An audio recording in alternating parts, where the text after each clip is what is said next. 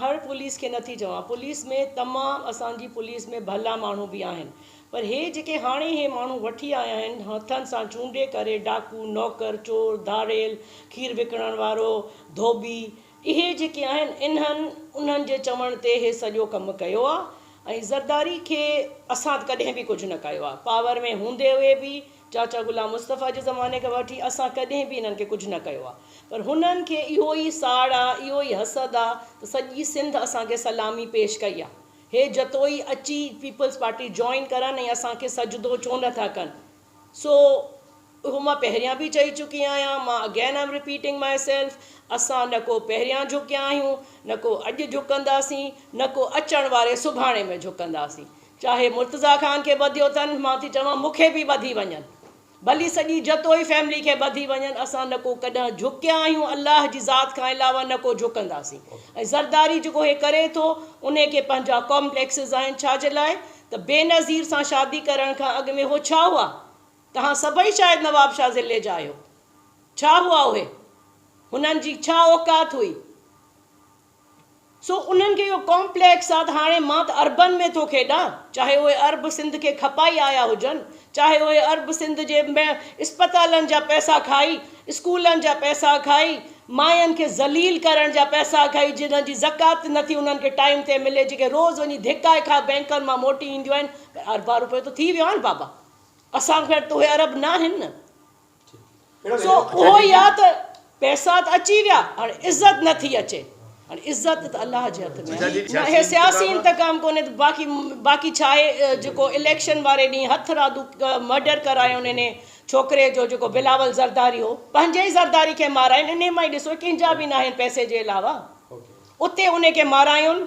गोलियूं हणायनि इन्हनि जे ज़रदारियुनि जे नंढे ॻोठ में, उहो न मुओ वीचारे खे अलाह ज़िंदगी ॾिनी त सुहाए टालपुर वई मुर्तज़ा ख़ान खे वठी हिकिड़ी जाते वञी वेहारियो त तव्हां वेहो, रूट सेफ न आहे, फलाना ढमकाणा, वरी ॾिठो त बची वियो, त वरी उन्हनि खे चवनि हलो, उन्हनि खे जहिड़े ॾींहुं नवाब शाह अस्पताल में विधनि त मां साहब खे चयो इहो मारे छॾींदा इन खे, उहो साॻियो लंझार आयो, डॉक्टरनि सां मीटिंग कयईं, हुनजो हरू भरू ऑपरेशन कराइनि, 2 कलाकनि में उहो मरी वियो। त इहो छा हो? इहो पॉलिटिकल विक्टिमाइज़ेशन, असांखे फसाइण लाइ इहो तमाशो उतां शुरू थियो आहे। सो लंझार जी भुल हुजे त लाहे छॾे, असां मोगा ऐं चरिया ऐं बेवकूफ़ न आहियूं, पढ़िया लिखिया आहियूं, ऐं असांजी आवाम हाणे बाशऊर थी वई आहे। हींअर कल्ह असांजी थी वई त नौशेरो फिरोज़ में, मां वई हुअमि एज़ अपील खणी पंहिंजे घरवारे जी लाड़काणा, उते मां पिटिशनर हुअसि, मां पाण अंदरि हुअसि, त उहा बि असांखे अॼु हथ में अची वई आहे ऐं उन्हनि ॾेई छॾियो आहे, पर अञा ताईं साहब जेल में आहिनि, केरु ॿुधे कोन थो। ऐं हुन खां अलावा 3 ॿियूं कयूं अथनि जिते असां मुर्तज़ा ख़ान स्कूटर चोरी करे आयो हो, हितां पंहिंजी जीप में चढ़ी वियो नौशेरे फिरोज़ मां, लाड़काणे में उन मां लही रोड ते पंधु करे ऐं स्कूटर चोरी कयईं, वरी उन स्कूटर ते चढ़ी वरी खैरपुर वियो, 3,500 रुपया मुड़ुसाले खां फुरियईं, छोकी उन स्कूटर पहिरें वारे में पेट्रोल विधल जा पैसा न हुआ साहब वटि। उन्हनि जी जॾहिं FIR जी असां ज़मानत कराईंदासीं,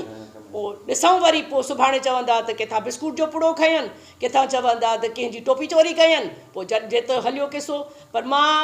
तव्हांजे तवसुत सां, सॼी मीडिया जे तवसुत सां इहो चवणु थी चाहियां त मां बिल्कुलु सुभाणे ताईं इंतज़ारु कंदमि, या वधि में वधि बि हिननि वीकेंड जो फ़ाइदो वठो, आचर जो वरितो, सूमर ते मां तव्हांखे रोड ते नज़र ईंदमि। जंहिं जेल में रखंदा आहिनि मुंहिंजे घर वारे खे, लाड़काणो हुजे, नौशेरो फिरोज़ हुजे, नवाब शाह हुजे, खणी बाबा मुश्तबा जो मुंहिंजो पीउ हो, मच वठी वेंदसि, मां उते बि वेंदमि। पीर साहब वग़ैरह बिल्कुलु असांजा वॾा भाउ आहिनि मुंहिंजा, रोज़ु मूं सां उहो ॻाल्हाईंदा आहिनि। मुर्तज़ा ख़ान जी दोस्ती हुननि सां हिन करे कान्हे तो पीर साहब पगार आहिनि, बचपन जी हुननि जी दोस्ती आहे ऐं ॿिन्हनि हिक ॿिए सां हमेशह निभायो आहे। ऐं अदा मूंखे चयो आहे पीर साहब, अदी जीअं तव्हां चवंदो उएं थींदो। ये ओछे और घटिया हथकंडे, मतलब समझ नहीं आ रही। बड़े बूढ़े कहते होते थे कि आपको जो दुश्मन मिले तो वो भी दुआ करनी चाहिए कि दुश्मन जो मिले वो ख़ानदानी मिले। कि जिस तरीके से, मतलब ये एक ऐसा ख़ानदान, जतोई ख़ानदान, अगर आप तारीख़ में जाकर देखें तो जो पीपल्स पार्टी की बुनियाद है इनके घर में रखी गई। भुट्टो साहब के कितने नज़दीक थे, बेनज़ीर साहिबा के कितने नज़दीक हो, तो जाहिर है जब फिर भुट्टो ख़ानदान के लोग ही नहीं रहे और दूसरे लोग आगे पार्टी में, तो उसके बाद ऐसे लोगों के ऊपर जो यहाँ के लोगों की आप मोहब्बत देख लें जिस तरीके से लोग वो करें कि ये तो इन लोगों का बड़ापन मैं समझ रही हूँ कि इन लोगों ने लोगों को वो कहते हैं ना कि आपे से बाहर होने नहीं दिया, वरना क्या यहाँ न्यू जतोई में या इस इलाके में ये खाना जंगी की सूरत हाल चाहते हैं। मगर मुझे हंसी आ रही थी केसेस और ये सब चीज़ें सुन के कि केसेस तो सही बना लेते हैं, यानी कि बाइक चोरी 3,500 और उसके बाद खुदा जाने और कौन कौन सी चीज़ें। मैं तो कह रही हूँ किसी रेडी वाले से कोई फ्रूट या चीज़ें उठाने वाला केस भी ना बन जाए। तो ये जी सियासी इंतकाम ही है कि जो वो अपनी, क्योंकि जो इलेक्शन का रिज़ल्ट था वो उनके सामने था। इलेक्शन का जो रिज़ल्ट था फॉर्म 45 के तहत तो जीते हुए, तो वो अपना गुस्सा और ये सब चीज़ें निकाल रहे हैं। जान मोहम्मद महर हो गया